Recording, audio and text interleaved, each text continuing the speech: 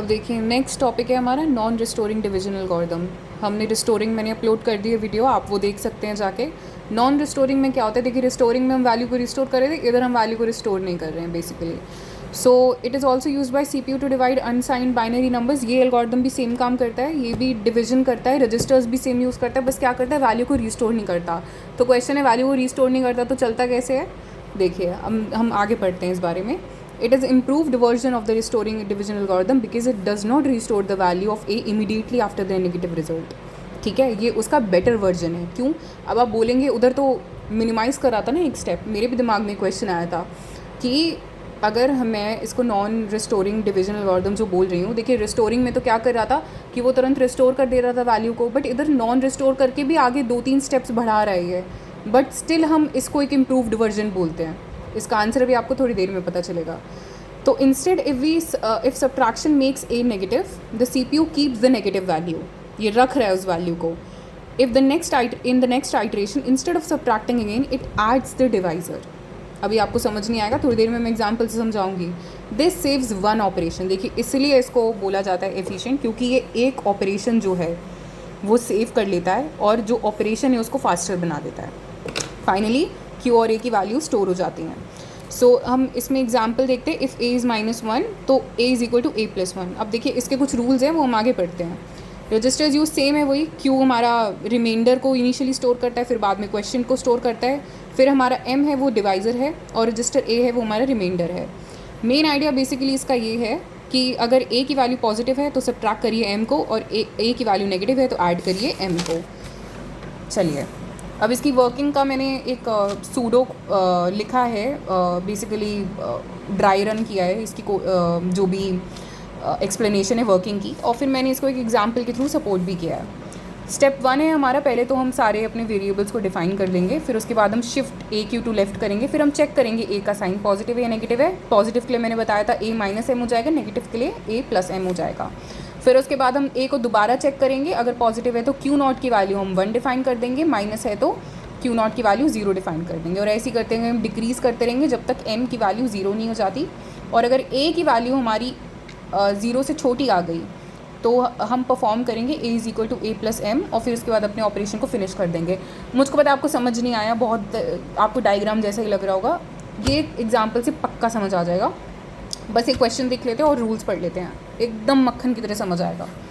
Example के लिए मैंने वही 11 डिवाइडेड बाई 3 लिया है, बाइनरी नंबर्स में ले लिया। तो इनिशियली मेरा रिमाइंडर तो 0 0 0 ही होगा, फिर उसके बाद मेरा जो क्वेश्चन है वो 1 0 1 1 हो जाएगा, और मेरा M है वो 0 0 1 1 है, ठीक है, क्वेश्चन और जो डिवाइज़र है मेरा। और N मेरा 4 है, नंबर ऑफ़ आइट्रेशंस मेरी 4 है। क्यों? अभी मुझे पता कैसे चला मेरी नंबर ऑफ़ आइट्रेशंस 4 है? क्यों है? क्योंकि मैंने 4 बिट रजिस्टर लिया है, ठीक है। इसलिए कुछ लोग मुझे बोल रहे थे कि आपको कैसे पता कि नंबर ऑफ़ आइट्रेशंस 4 होंगी, क्योंकि मेरा रजिस्टर 4 बिट का है। जो मेरा कंप्यूटर होता है बिट बाय बिट पढ़ता है वो हर चीज़ को, तो अगर डिवीजन के स्टेप्स होंगे तो वो 4 ही होंगे, क्योंकि मेरा 4 बिट रजिस्टर है। अब इसके कुछ इंपॉर्टेंट रूल्स देख लेते हैं। रूल्स है कि A अगर मेरा पॉजिटिव है तो MSB इज़ इक्वल टू 0। अगर मेरा MSB 0 है तो मेरा A पॉजिटिव होगा। देखिए मोस्ट सिग्निफिकेंट बिट है MSB, अभी मैं बताऊंगी आगे कैसे देखनी है। तो मैं A में माइनस करूँगी M को, ठीक है। अगर मेरा नेगेटिव है इसका मतलब MSB मेरा 1 है, तो मैं प्लस करूँगी M को। इफ़ ऑपरेशंस के बाद A पॉजिटिव आया तो Q0 1, और अगर ऑपरेशंस के बाद A नेगेटिव आया तो Q0 0। अब देखिए एग्जाम्पल से देखते हैं।